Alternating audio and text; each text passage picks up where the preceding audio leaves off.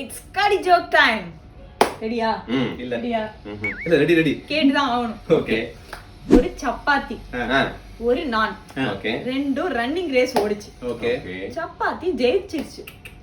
ஆனா பரிச நானுக்கு கொடுத்துட்டாங்க. ஐயோ ஏன்? துரோகம்.